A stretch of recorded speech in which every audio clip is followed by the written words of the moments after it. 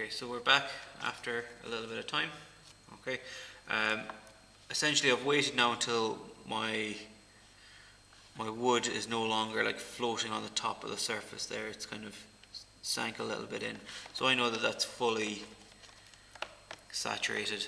I also put in like a little bit of a test piece just into the wood, just to kind of test that it was, you know, soft enough. So like this isn't one that I've cut. I just kind of broke it off and just checked it, and like you can see there, that's bending now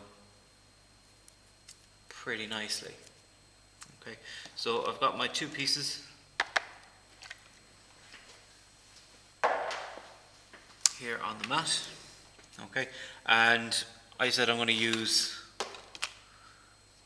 this piece of tubing that I had, but depending on kind of what size of a ring you need, you know, you could use something else. You know, you could use a whiteboard marker, or you could use, you know, the handle of a hairbrush or something like that. Just so long as it is cylindrical.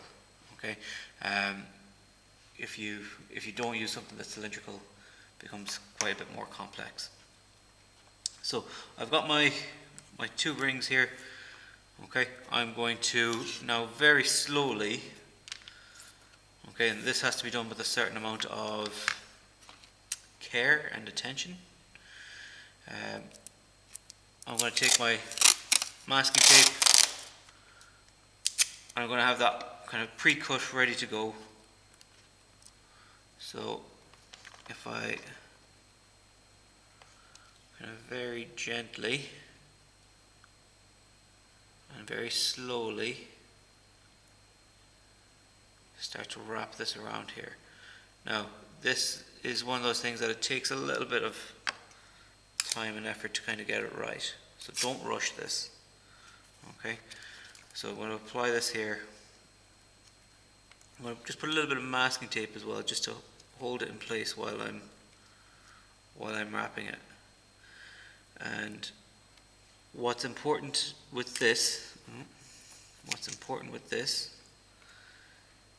is that it lines up over itself. So like, don't let it wind into a spiral or anything like that. This should wind around itself quite nicely. Okay, take your time to get it right. Okay,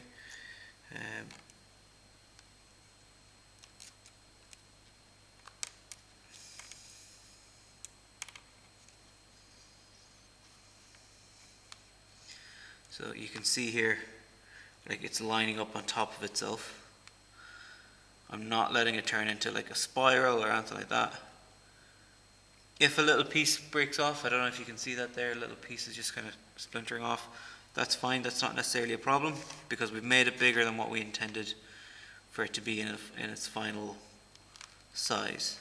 Okay, so this is difficult, this part, so you might need like a spare pair of hands if you want to get someone that's sitting at your desk to help you. Please do. But essentially we are wrapping this up as best we can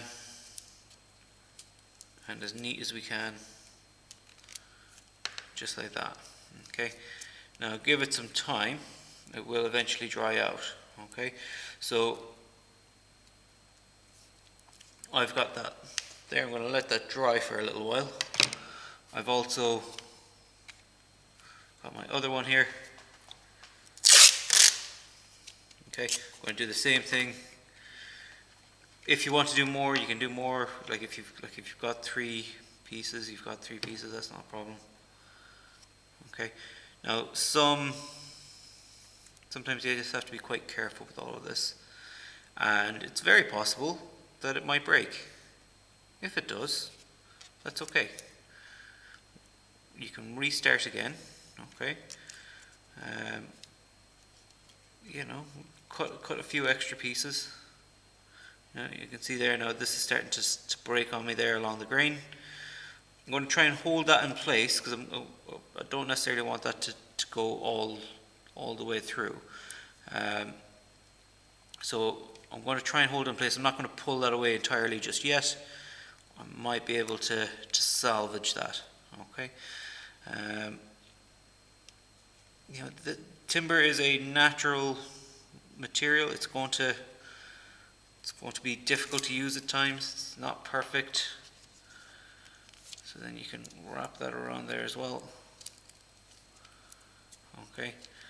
Now, this will probably try to take at least a couple of days to dry out.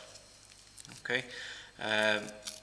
Like I would leave this and come back to it kind of in the next, the next lesson or two. So it's probably worthwhile just putting your initials on the tape. Okay. And if you might even want to put like your initials and your year group or your class name or something like that. So I've got that there. It's going to dry out. It takes a little bit of time to dry out, so let it dry in that position. Okay, don't rush it.